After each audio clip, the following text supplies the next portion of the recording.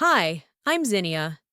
I used to think that being invisible was safer than being misunderstood, but invisibility has a weight too, especially when 12 of your family members prove, in full color, that your absence isn't an accident. The first sign was silence. No calls, no texts, just the usual morning haze and an empty kitchen that smelled like it hadn't been used in days. The fridge had nothing fresh. The lights were all off, except the small hallway lamp my mother always left on overnight. Something was off.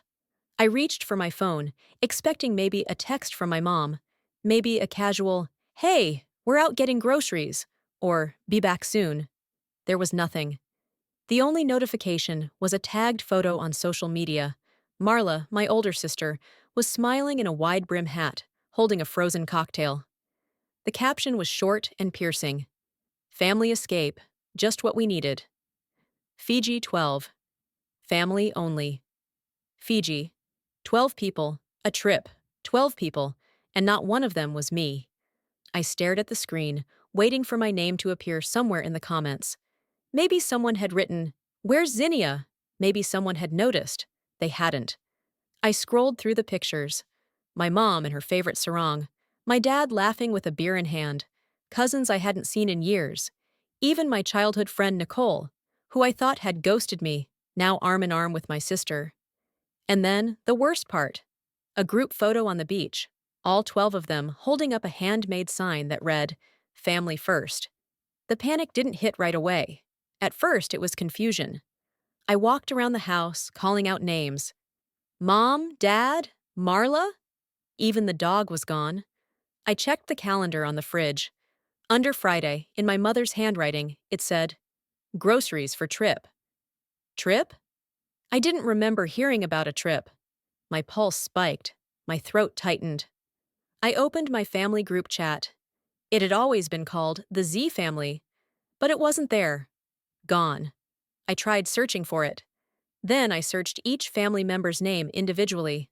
Nothing. Until finally, when I typed Marla, a separate group chat popped up. Fiji 12.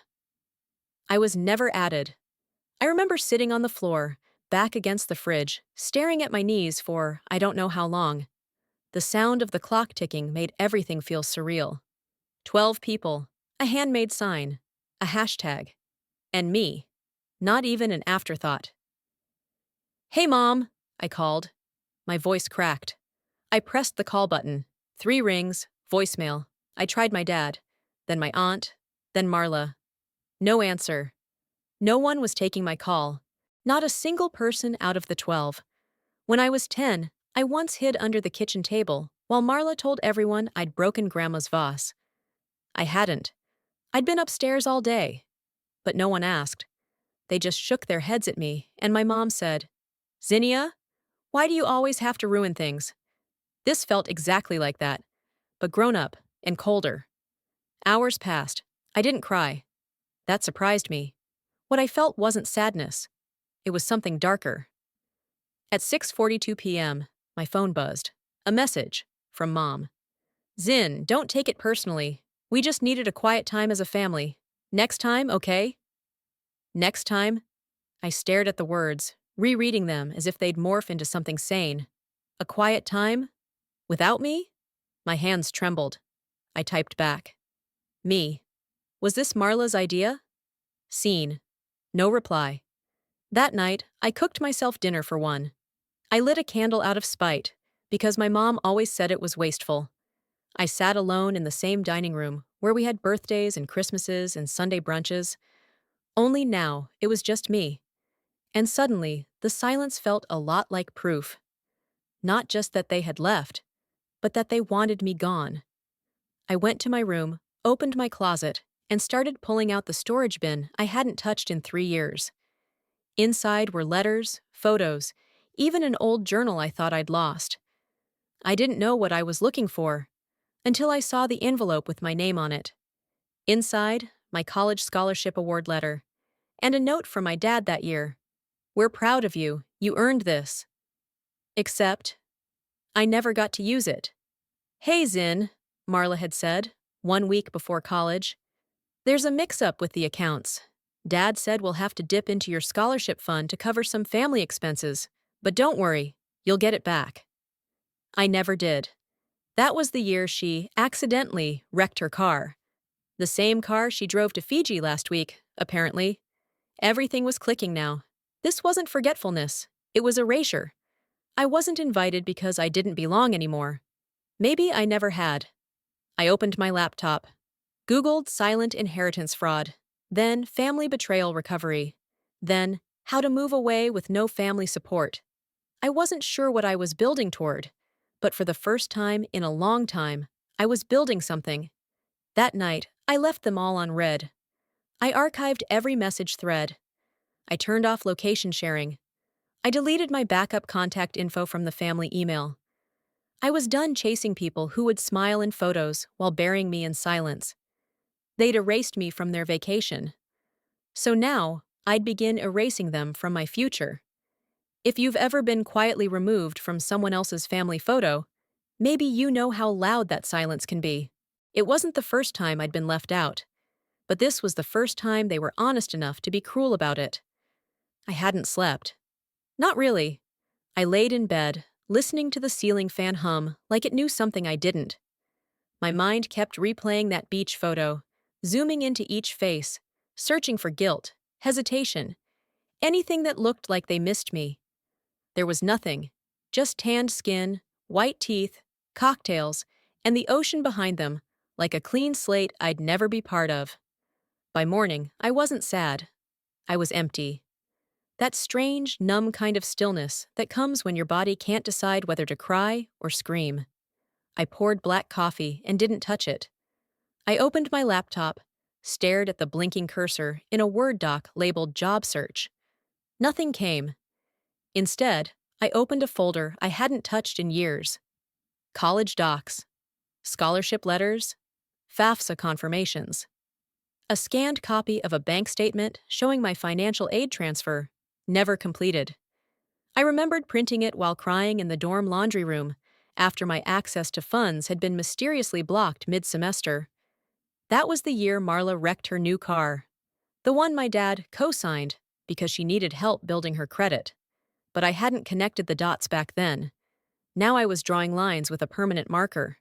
Later that day, I drove to the post office to pick up a package I'd ordered weeks ago and forgotten about. The clerk smiled without recognition. "Zinnia, right?" "Yeah. Haven't seen you in a while. You okay?" It caught me off guard. People rarely ask that. I shrugged. "Family vacation. I didn't go." "Oh, well, their loss." It was a simple reply, but something about it hit harder than it should have. Back home, I walked past the hallway of framed family photos. The newer ones didn't include me. That Christmas, when they wore matching sweaters, I'd been working double shifts at the bookstore. I remembered texting to say I'd be late. No one replied.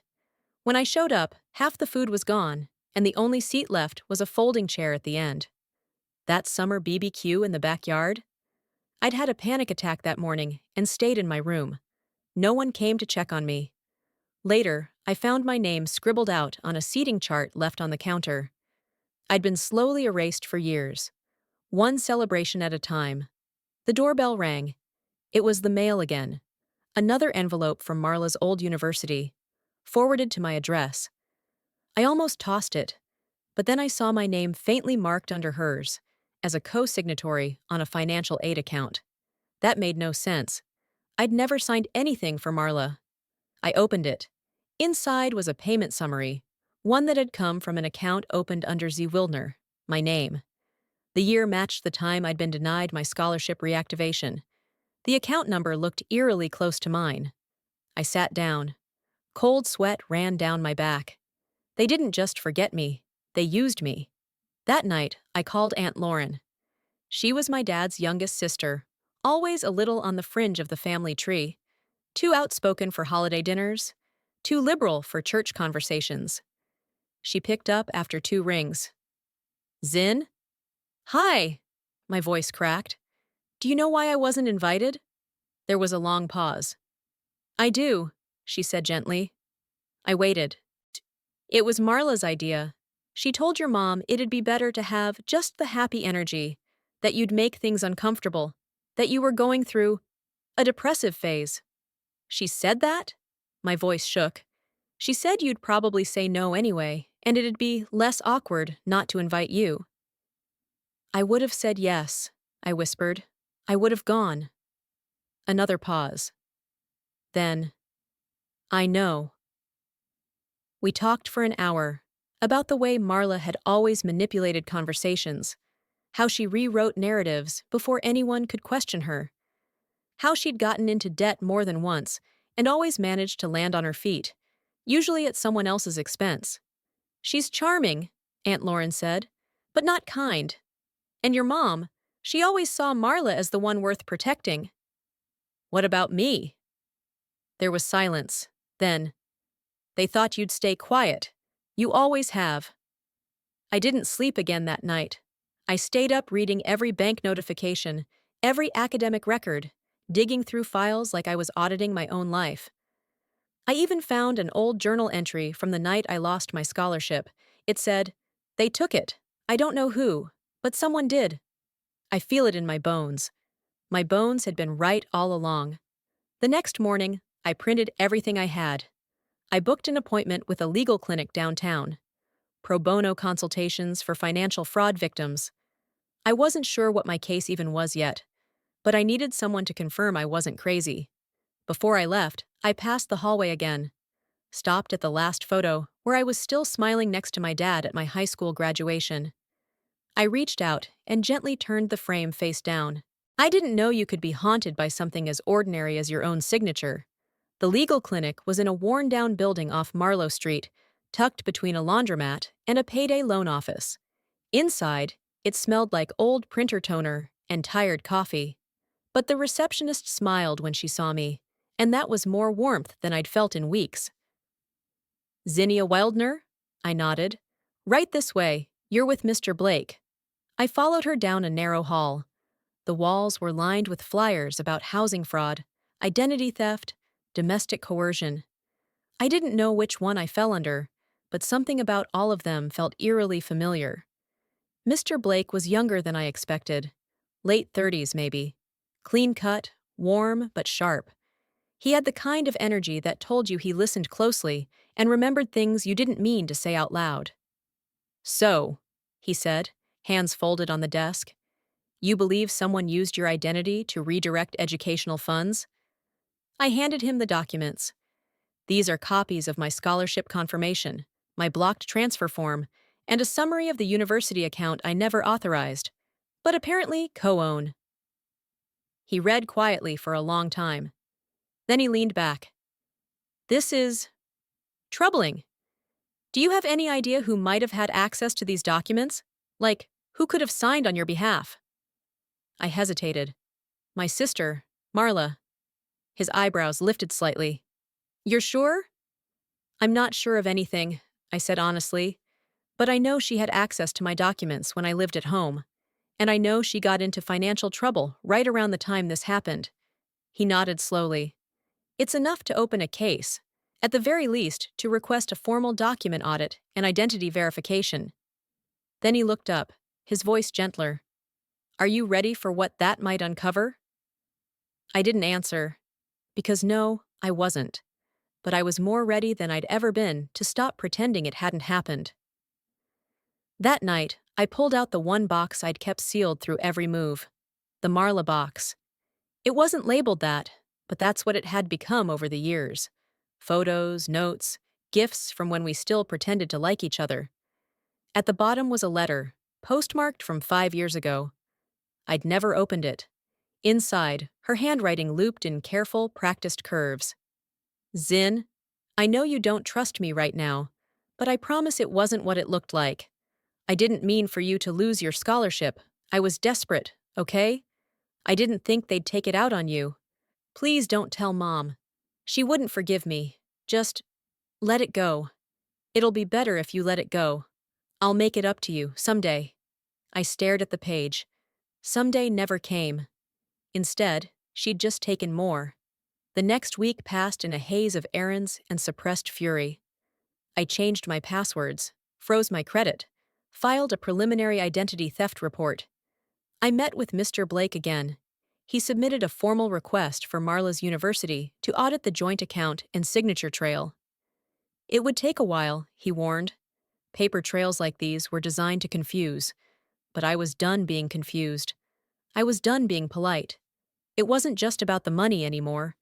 It was about the years I'd spent thinking I was the unstable one, the forgettable one, the drama. It was about gaslighting in polite tones and betrayal behind birthday cakes. I got a text from Mom that Friday. "Hope you're doing okay. Want to come over for Sunday dinner?" Marla says she wants to clear the air.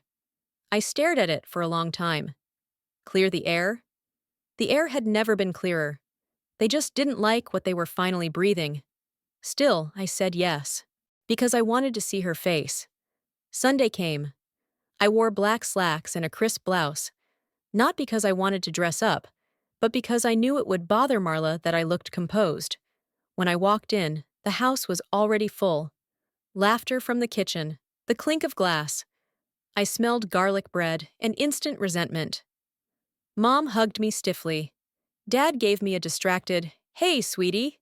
Marla turned from the kitchen island, a glass of wine in her hand. "Zin," she said, smiling too wide. "You look corporate." I smiled back. "And you look guilty." A pause. Then she laughed. "Still dramatic, I see." I sat at the table. Everyone else followed. It was like a normal dinner, but the kind where everyone was pretending not to sit on a landmine. Halfway through the salad, Marla cleared her throat. "So, I guess we should talk about whatever this thing is." "You mean the thing where you stole from me and lied about it?" I said calmly. Her eyes narrowed. "That's a heavy accusation, Zinnia." "I've got heavier. Want me to read your letter from 2018? She froze. Fork midair. Mom set her napkin down. "Can we not do this now? Please?" "Why not now?" I asked. "When is the right time to talk about betrayal, if not while we're all sitting here pretending to be a family?" No one answered. Marla looked at me, voice lower. "You don't know what I was going through. You didn't care. You've always made yourself the victim." "Victims don't usually have to file identity theft claims, Marla." Silence. Then she stood up, fast. "You want to blow up the family over a few $1,000s?" "No," I said. "You did that. I'm just showing the crater." I left before dessert. And this time, no one tried to stop me. Some wounds bleed louder in silence. And sometimes, the calmest voice in the room is the one finally ready to speak. By Monday morning, word had gotten around. Not about the legal case. I hadn't told anyone beyond Mr. Blake. But the dinner, the confrontation, the way I walked out before dessert. Aunt Lauren texted that night. "Heard it got icy. Good for you." I stared at her message for a while, unsure if I felt victorious or just hollow. Sometimes setting a boundary feels less like power and more like grief. I hadn't returned to my parents' house since. I didn't plan to. But the space they left behind followed me everywhere, especially in places I hadn't noticed them taking up. At the grocery store, when I reached for the cereal my dad liked. At the corner cafe, where I used to meet Marla before she got too busy. And in my own home, where the silence had sharpened into something surgical. I had just finished emailing Mr. Blake a scanned document of my original FAFSA forms, proof of sole ownership, when my phone buzzed. Unknown number. I hesitated. Answered. "Zinnia?" It was Nicole. I froze. Nicole had once been the kind of friend you swore would be in your wedding. We shared lockers, cried over breakups, and promised we'd never become like them. Then she started dating my cousin Evan, and somewhere in the mix, she stopped replying to texts. I hadn't spoken to her in over a year. "Nicole? Hey, sorry to call out of the blue. I've been thinking about you." I didn't say anything. Let the silence hang. "I didn't know they didn't invite you. I thought you decided not to come." I let out a breath. "That would have been convenient for them, huh?" A pause. "I saw the way Marla spoke to you at dinner. It wasn't okay." "You were there?" Another beat of silence. I was in the kitchen. I didn't come out. Evan said it was family stuff, but I heard everything. I didn't know what she wanted from me. Maybe absolution. Maybe something to soothe her guilt. But what she said next changed the entire pace of the week. Zin, I probably shouldn't tell you this, but there's a group chat, different from the Fiji 12 one. Smaller. Just your mom, Marla, and Evan. They talk about you. My stomach clenched. Nicole continued. They call it the fireproof plan. I don't know what that means, but last week, Marla asked Evan to help her backdate some digital documents. Something about proving you gave her consent. I blinked. What? She said she needed a paper trail to make sure you couldn't come after her. Something inside me broke clean down the middle. It wasn't just about exclusion, or even betrayal. They were still actively conspiring, still rewriting the narrative in real time. Nicole, can you screenshot any of this? A breath. If I do, Evan will know it was me. I get it. I'm sorry, Zinnia. I really am. I didn't know it was this bad. It is, I said, and now I do too. After we hung up, I opened a new folder on my desktop. Fireproof. Inside, I started saving every text, every bank document, every old photo, every receipt I'd ignored. And then, I did something I hadn't let myself do in years. I opened my old LinkedIn, not because I needed a job, but because I needed visibility. I changed my headline. Advocate for identity accountability. Speaker on family silence. Former ghost. I didn't post anything, not yet. But I wanted them to see me. Because the problem with being erased is that sometimes you forget you exist. And I was done forgetting. The next day, Mr. Blake called. They responded. Who? Your sister's university. They found multiple forms tied to your name. One of them was signed in a handwriting sample that does not match your previous applications. I sat down. They've opened an investigation. They'll be contacting Marla for an official statement. This is getting real. It already was. Later that night, I received a text from Marla. You're seriously trying to ruin me? Over what? Petty jealousy? Grow up, Zinnia. You think you can play victim forever? You're not the only one who's had it hard. I stared at the screen for a long time. Then, slowly, I typed back. You built a house out of my name. I just lit the match. I didn't wait for a reply. The day the university officially contacted Marla was the day my parents invited me to a family lunch. No mention of what was brewing behind the scenes. No acknowledgement of the messages she had sent me or the documents under review. Just a casual, forced attempt at normalcy. We thought it'd be good to sit down together, my dad said on the phone, his voice flat. No agendas, just a nice lunch. I said yes. Not because I believed them, but because I wanted to see what no agenda looked like in a room full of people with so much to lose. The house looked the same, but it didn't feel the same. The walls held tension, like soundproof fabric that had grown tired of being stretched. The table was set for 6. My chair was the only one without a name card. Everyone else had one. Dainty little placards written in Marla's handwriting. A cruel flourish. I took my seat without a word. Marla was already sipping wine, her smile sharp and empty. My mother looked anxious, smoothing out imaginary wrinkles in her blouse. My father barely made eye contact. Glad you could make it, Marla said. You look rested. I'm not, I replied. There was silence. Lunch was a strange parade of meaningless topics. Weather, roadwork, something about my cousin's dog needing knee surgery. Every conversation carefully avoided the actual issue like it might detonate on contact. I let them talk. Let them pretend. It was like watching people play chess without any of the rules, just pieces sliding across the board without logic. Then, just as dessert was placed, my father cleared his throat. Zin, we want you to know, we're worried about this path you're on. It's not too late to step back, to de-escalate. Is that what you call it? I said quietly. De-escalation? Fighting with family never ends well. he added. I'm not fighting, I said. I'm just telling the truth.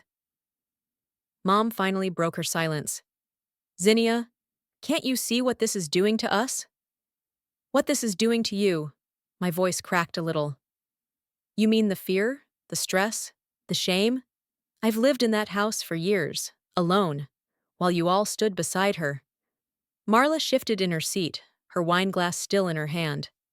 I never meant for it to go this far, she said, eyes narrowing. You're blowing everything out of proportion. You forged my name, I said, voice calm. And when you got caught, you tried to rewrite the script. That's not what happened. I leaned forward. Then explain the letter you wrote. The digital backdates Nicole overheard. The forms with my name on it in someone else's handwriting. My father stood up. That's enough. This is not the place. Is there ever a place? I asked. Because every time I tried to speak up, I was told to wait. Be kind. Keep the peace. And peace, apparently, meant silence. Nobody spoke. It was my mother who looked away first, Marla, who stood up second. Honestly, she said, if you want to go down this road, do it. But don't expect anyone to come with you. I'm not asking you to, I said. She scoffed and walked off, heels echoing against the tile. I stood too. My chair scraped against the floor like a scream. I looked at my father. I needed you to see me, and all you did was blink. Then I walked out. I didn't take dessert. I didn't look back. But I knew they were still sitting there, their perfectly plated lives unraveling one course at a time. Later that night, I emailed Mr. Blake. The university had scheduled a formal interview for Marla, and they'd requested a sworn statement from me. I said I was ready. It was no longer about repair. It was about record. I wrote it all out. Not just the fraud, but the years of quiet bruises, the subtle exclusions, the learned silence, the moments when love felt conditional and truth was a liability. By the end, I didn't feel lighter. I felt sharpened. My story was no longer a confession. It was a statement, and I had every intention of making it official. I deleted my Facebook that morning. No dramatic exit post, no farewell message, just a quiet erase of digital presence. I didn't want to be seen anymore, at least not by them. Every platform where Marla could track me, every place my mother might message to test the waters, gone. The silence I'd given them at dinner had only been the surface. Now I wanted it to echo. Mr. Blake emailed to confirm that the university had escalated its investigation. They had officially frozen the questioned accounts. A handwriting analyst had been assigned. I was no longer just a name on a document. I was a file number, a case with weight. I read the email 3 times, heart steady. There was no celebration in justice when you knew the damage wasn't reversible. It just felt necessary, like finally placing a bandage, even if the wound had already scarred over wrong. Later that day, I removed my family group thread from iMessage entirely. Not just muted, deleted. I changed my number. I even changed my emergency contact at work. I didn't want them to reach me, not because I feared what they'd say, but because I finally didn't need them to say anything at all. The night after I wiped my digital trail, Nicole called again. I have something, she said, breathless. I closed my laptop. What is it? There's a file. It's in Evan's cloud. I wasn't looking for it, I swear. But he left it open. It's named Fireproof Final PDF. My stomach dropped. What's in it? I only saw the preview. It looks like a statement, like Marla trying to build a case against you, making it seem like you were mentally unstable, that you offered her the funds voluntarily to help stabilize yourself, or some crap like that. My mouth went dry. She's trying to pathologize me, I said. Nicole's voice was low. Zin, she's scared. She should be. Nicole paused, then asked, Do you want me to send it? Yes. I might get caught. You will, and when you do, just say the truth. You did it because it was wrong to let her keep lying. There was a long beat of silence. Then, okay. I waited. 10 minutes. 20. The file came through. I opened it in full. There were notes, even timestamps of fabricated conversations, stuff that made me sound paranoid, erratic, incapable. There was even a faked email draft from me to Marla saying, "Thank you for managing my scholarship funds. I trust you." The lengths she went to weren't just desperate. They were calculated. But the document was too perfect, too recent. And, with the forensic investigation already underway at her university, it was like watching someone build a sandcastle in a rising tide. I forwarded the file to Mr. Blake immediately. His reply came 10 minutes later. "This changes things. This may qualify as obstruction. I'll prepare to submit this in parallel to your affidavit. Sit tight." I didn't want to sit tight. I wanted to watch her drown in the lies she curated, but instead, I took a walk. Through my neighborhood, past the old bench where I used to call Marla crying after bad dates, bad grades, bad days. I used to think she listened. Now I wondered if she was always just collecting stories to weaponize. I stopped by a bookstore on the way back. Bought a leather journal. Not to track evidence. Not anymore. This one was just for me. Inside the front cover, I wrote, "Let them speak. I'm not hiding. I'm choosing silence." That night, I deleted Instagram. My DMs were full of old classmates asking, "Is it true?" Some had seen vague posts, whispers on private accounts, screenshots pulled from nowhere. I didn't reply, because sometimes not defending yourself is the loudest way to say you're no longer playing. The next morning, a voicemail came from my mother. I didn't pick up. I let it go to audio. Her voice was frayed. She was crying. "I don't know what's happening, Zinnia. Everyone's calling. People are saying things online. Your sister says this is your doing. Please, just call me back. We're still your family." I replayed it once. Then I archived it. The past had always demanded performance, compliance, soft-spoken apologies that took the edge off their mistakes. Not this time. I'd found a peace louder than rage, and it came with boundaries they were never allowed to cross again. The apartment was quieter than usual. No music, no TV humming in the background, just the steady clack of keys under my fingers, and the occasional exhale I hadn't realized I'd been holding. I was preparing for an interview. Not the job kind. The kind where your truth is the only credential. A small podcast called Reclaimed Voices had reached out. "We've followed your story," the host, Dara, had said in her email. "We believe what happened to you needs to be heard, not just for justice, but for all the people still living silently under someone else's control." I wasn't used to being invited into spaces where I didn't have to explain myself, but something in Dara's tone felt safe, uncompromised. When the call began, I wasn't nervous. I was alert. "So, Zinnia," Dara's voice came through the headphones, warm and clear. "Can we start at the moment you realized your silence wasn't protecting you anymore?" I paused. It was when I found a document written in my name, with words I'd never said. That's when I realized they weren't just ignoring me. They were rewriting me. There was a pause on her end, then a quiet, "Wow." "I thought being quiet made me strong," I added, "but really, it just made their version of me louder." After the interview aired, my inbox flooded. Hundreds of messages. Some short, "I see myself in you." Others long, raw, deeply personal. I gave up college because my sister said I was too unstable for independence. I've never told anyone that. Until now. You said, "They were rewriting me," and I burst into tears. "Thank you. Please keep telling the truth. Some of us are still learning how to start." There was pain in every sentence, but none of it felt heavy. It felt collective. Like a quilt we'd all been stitching separately, now suddenly touching edge to edge. 2 days later, I received a letter. Handwritten. No return address. Inside, a note with loopy cursive. "I saw your podcast.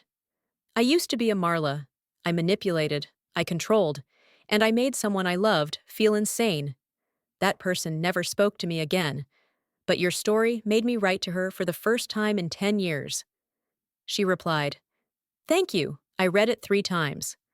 Then I cried. Not because it was forgiveness, but because it was proof. What we survive doesn't have to die with us. Sometimes it becomes a map for someone else. I started speaking, not just online, in rooms, in workshops, in small community halls where women and queer folks, and those with fractured families, sat with coffee and trembling hands and asked things like, how do I stop needing them to acknowledge the harm? I told them the truth. You might never stop needing it, but you don't have to wait for it to live. At the third event, a woman raised her hand. My sister used my name to ruin my credit, she said, voice thin. My parents sided with her. I haven't spoken to them in 5 years. Some days I feel like I don't exist. I stepped off the stage. I sat beside her. You do, I said. You always have. You just forgot for a while. She cried in my arms. We stayed there longer than the event scheduled.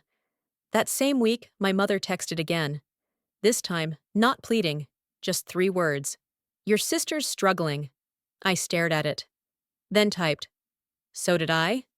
I didn't send it. I deleted the thread instead. Later that night, Mr. Blake called. His voice was different, more measured, more cautious. The university has completed the investigation, he said. They've officially confirmed the documents were tampered with. They're revoking her alumni privileges. And they'll notify authorities. I didn't feel victorious. I felt whole, like a missing rib had been quietly sewn back into place. She'll come after me, I said. He sighed. She might, but you've already won. You never even had to raise your voice. That night, I opened my new journal. I wrote one line. When they erased me, they made space I didn't know I'd need. Rain was falling when I saw her again. Not in person, not directly, but through a pane of glass, at the edge of a community gathering in a city park I'd never planned to visit. She stood beneath a cheap plastic umbrella, dressed in black, like she thought that was an apology. Marla. She didn't come inside, just hovered at the edge, watching me speak to a crowd of 30 people about the strength it takes to stop explaining yourself to those committed to misunderstanding. When I was done, she was gone. I didn't look for her. I just felt a flicker of something I hadn't expected. Neutrality, not rage, not relief. Just air where fire used to be. Later that evening, Nicole called. She was there, huh? She asked gently. I nodded, though she couldn't see me. Yeah. She probably thought you'd stop mid-sentence and invite her up. She probably did. What would you have said? I paused, looked at the sky. I would have said, you had every chance to change the ending, but you kept writing me out. Nicole was quiet for a while. Then she said, you scare her now. I scare her because I don't need her. 2 weeks later, I donated the last piece of evidence to a nonprofit that helps victims of intrafamily fraud. Not because I wanted revenge to keep circulating, but because I wanted survival to. The organization asked me if they could use parts of my story in training. I agreed, on one condition. They don't need to know my name, I said, but they should know I came back from it. And that's how I ended up across from a woman named Olivia, a therapist, a survivor, someone who had once, she admitted, helped her brother hide money from her mother. I was the Marla in my story, Olivia said quietly. I just never knew how to come back from it. Did you? I asked. Eventually, but not everyone gets the chance. I think that's why your story matters. You didn't wait for closure, you just walked. On the anniversary of the Fiji trip, the one I'd never been invited to, I booked a flight. Not to Fiji, to Oregon. A cabin in the woods. No service, no noise. Just me, a fire, and a stack of letters I'd never sent. I burned them one by one. Letters to my mother, to Marla, to younger versions of myself who thought staying small was loyalty. The smoke didn't smell like pain. It smelled like permission. When I came home, there was a package waiting for me. No name. Inside, a small photograph. From years ago. Me and Marla on the swings at the lake. We couldn't have been older than 12. On the back, in faint pencil, were 5 words: I did love you once. I sat with that photo for hours. Then, quietly, I tucked it into my journal. Not to forgive her, not to forget her, but to remember that some truths aren't clean, and some love stories don't survive honesty. A month later, I started a newsletter. I called it Ghosts with Teeth. It wasn't about revenge, it was about resurrection. The first issue featured a story from a woman who'd changed her name after her brother forged her tax return. The second came from a man who'd fled his family business after being gaslit for years. The third was mine. Not a rehash, a reframing. Sometimes I'm asked if I ever went back. To the house, to the holidays, to the table with the extra chair. I didn't. But I walked past it once, saw the lights on, the shadows in the kitchen, and I didn't feel like I was missing anything. Because the truth is, they didn't leave me behind. They cleared the path. They built the silence I would eventually use as scaffolding. And when they made me a ghost, I learned to haunt my own name back into existence. I used to think silence was survival. But now I know. Survival is building a life you don't need to explain. If you've ever felt erased by the very people who were supposed to protect you, let this be proof that your story doesn't end there. You don't have to wait for an apology to start healing. Sometimes, peace begins the moment you stop auditioning for love that should have been unconditional. Have you ever had to walk away from your own family just to find yourself? I'd love to hear your story. Or just drop a 1 if you've ever felt invisible too. Let's talk in the comments. And hey, if this video touched something deep in you, let me know where you're watching from. If it didn't, tell me why.